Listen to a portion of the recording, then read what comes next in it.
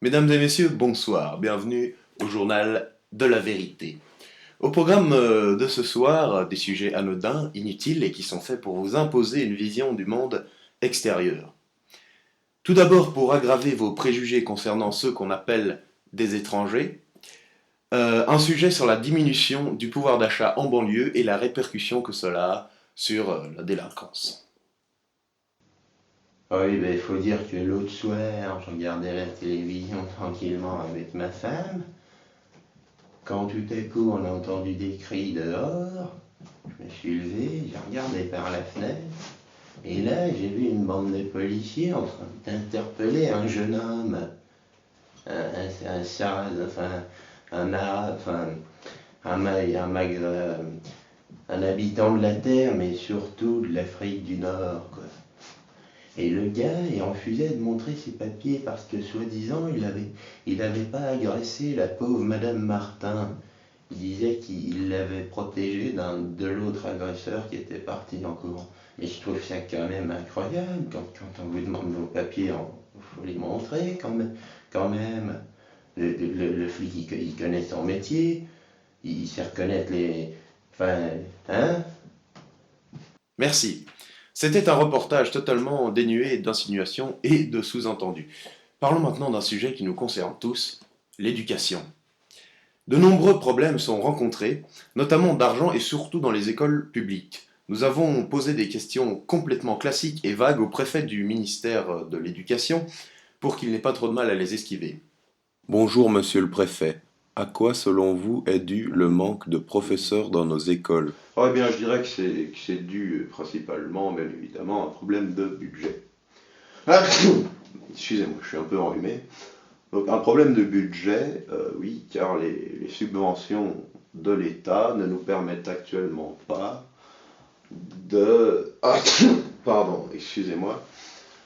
De subvenir à tous les besoins de nos chers petits enseignants, et donc ça crée un déficit de professeurs. Mais bon, je pense qu'une augmentation, une légère augmentation des impôts ne ferait de mal à personne. Oui, surtout que vous pouvez vous approprier une partie des subventions de l'État en les faisant passer pour des frais d'ordre public.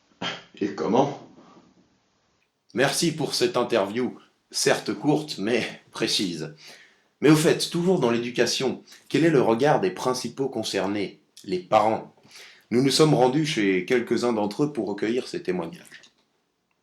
Ah mais je trouve ça tout simplement génial. Je sens que l'école apporte un réel bien-être à mon fils. Déjà, il se lève exagérément tôt le matin, et il arrive en retard quand même, hein. Mais ça lui permet de se sentir mal parce qu'il n'a pas eu le temps de manger, donc il se sentira mal tout au long de la journée. En plus, il est tellement contrôlé, il a tellement peu de liberté à l'école que finalement, le temps qui lui paraît déjà long en classe, eh bien, il va le passer à devenir fou parce qu'il a très peu l'occasion de s'exprimer.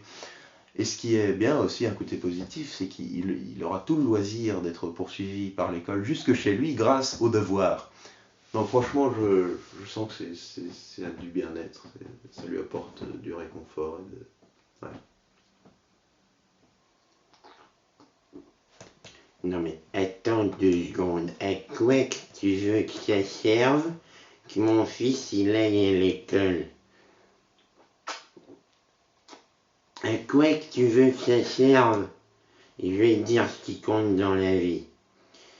Ce qui compte dans la vie, Moi, je peux te dire que Gabin, quand il est rentré, j'en ai rien à foutre, hein.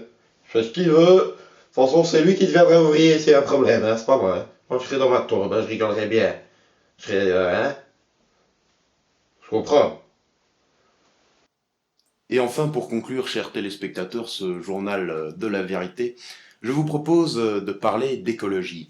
Et non, non, le vrai problème de pollution n'est pas dans les avions ou dans les centrales nucléaires comme on pourrait le croire. Voici un reportage très enrichissant qui a été réalisé à Poitou-sur-Bain, dans le nord de la France. Bah alors voilà, moi avant j'utilisais des verres en plastique pour boire chez moi pour des raisons d'hygiène. Puis un jour j'ai vu un reportage sur les cachalots en Indonésie, je me suis dit ça peut plus continuer. Je me suis mis à utiliser des verres en verre comme tout le monde. Ça a été dur pour moi au début, hein, je le concède, voilà. Maintenant, j'ai des verres en verre qui évitent le gaspillage. Bon, du coup, j'ai dû acheter un lave-vaisselle pour nettoyer les verres sales. Mais bon, je me dis que si c'est pour éviter le gâchis, quoi, bah, je peux être fier de mon geste. Voilà, merci pour ce reportage touchant. La planète est sauvée. Eh bien, mesdames, messieurs, c'est la fin de ce journal de la vérité. Je vous souhaite une bonne soirée parce que je suis un faux cul et je veux augmenter ma cote de popularité. Et je vous dis à bientôt pour un nouveau journal de la vérité. Dites-moi, madame, dites-moi, monsieur, quand vous allez à Celle, fermez-vous les yeux sur votre condition humaine, humaine, vous prenez-vous toujours pour Dieu lui-même. Et quand vous marchez, fiers comme des guerriers d'un air supérieur, vous nous dédaignez.